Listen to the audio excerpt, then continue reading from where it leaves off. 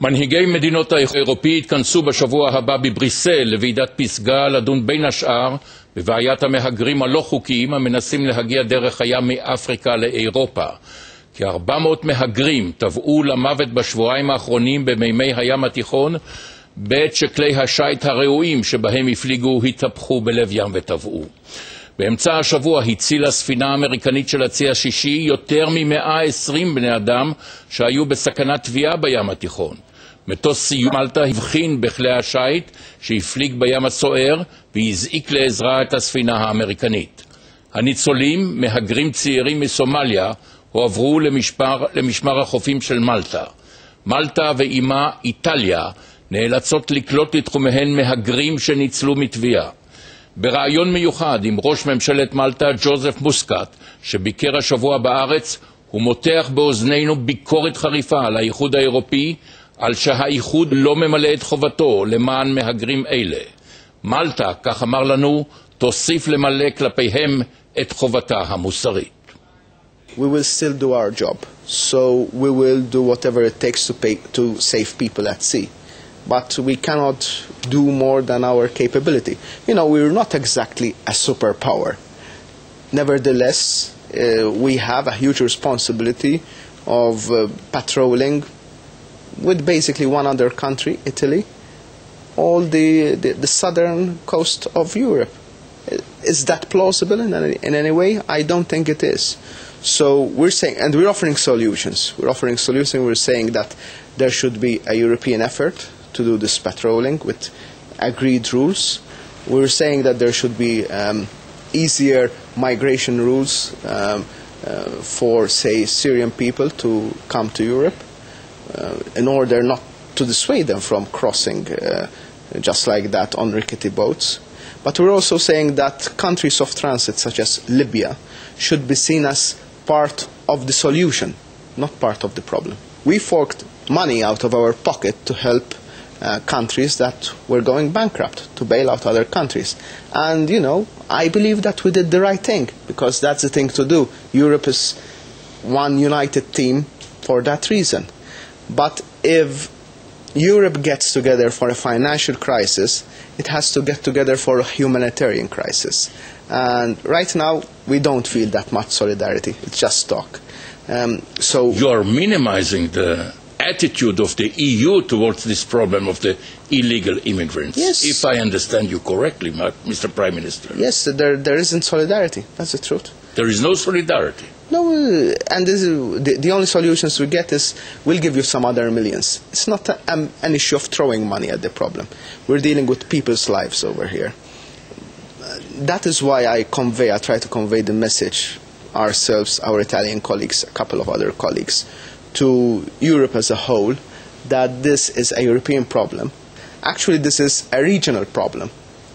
And given that the situation in Syria is as it is, now we don't have the phenomenon, the usual phenomenon, let's put it that way, of Somalis coming over in summer.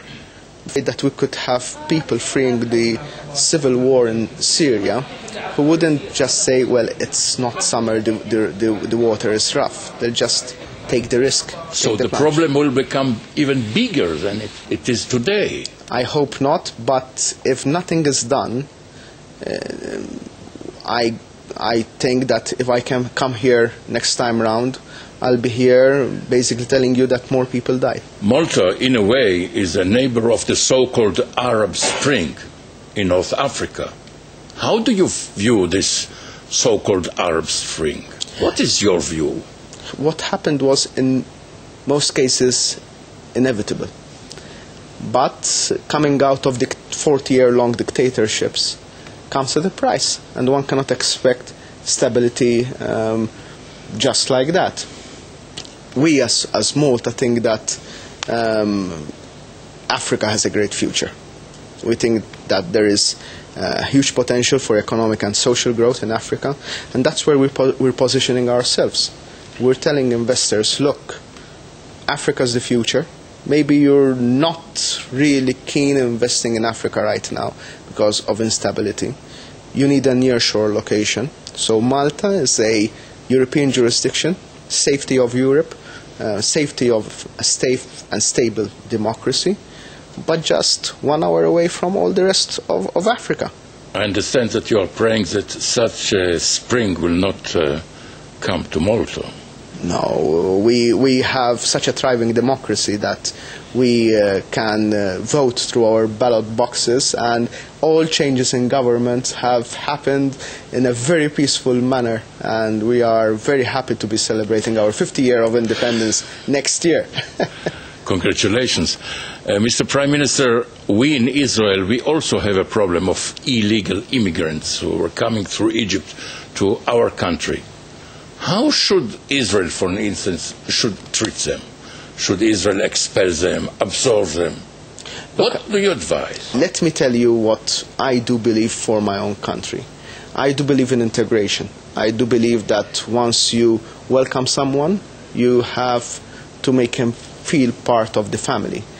But for integration to work, there's an issue of numbers. You cannot integrate unsustainable numbers. And that's what the case we're making. We're saying, yes, let's welcome migrants, but let's make the ways they arrive legal.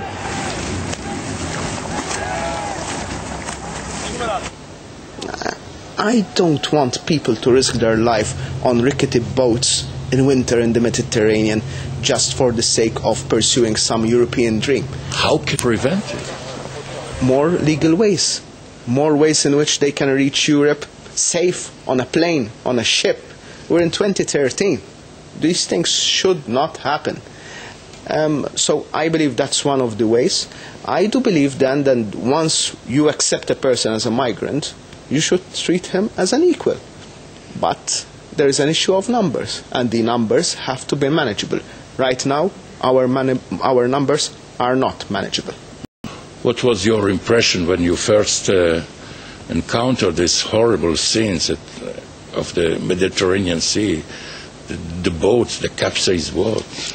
Look, I got my army chief phoning me up and telling me the people on our Navy patrol boats are telling us that they cannot give us the numbers right now because they're just pulling people out of the sea. They don't know whether they are dead or alive. I cannot give you the numbers, he told me. But it's something out of this world. When I saw pictures when I heard stories, one of the stories is of this father who had his 2 kids, and he had to choose whether to save his son or his daughter. Can you imagine? No, I can't. I cannot. I actually cannot fathom myself making such a decision. And when I read the story of this person, it struck me. It struck me. These are the human tragedies. Europe has in the past closed its eyes, turned a blind eye towards massacres. And I think that the Jewish people know this quite well. I do hope that Europe doesn't turn a blind eye to this human drama that's happening right now. But until now, Europe, at least the EU, have not learned the lesson. Well, not all of us. What I can tell you is that we're there, rescuing people, doing our job. I thank you very much, Thank you. Prime Minister of Malta. Thank you. Dr. Joseph Muscat, thank you very much indeed. Thank you, sir.